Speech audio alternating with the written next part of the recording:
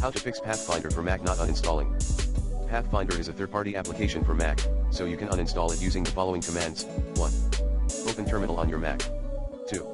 Type in the following command and press enter, sudo rmrf/application/path/finder.app/. This command will remove the Pathfinder application from the applications folder. 3. Type in the following command and press enter, rmrf/library/application/support/path/finder/. This command will remove any remaining Pathfinder files from your user library. 4.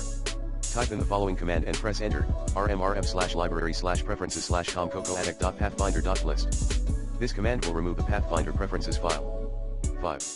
Type in the following command and press enter, rmrf/library/caches/com.cocoaddict.pathfinder. This command will remove any Pathfinder cache files. These commands will remove Pathfinder and any associated files from your Mac.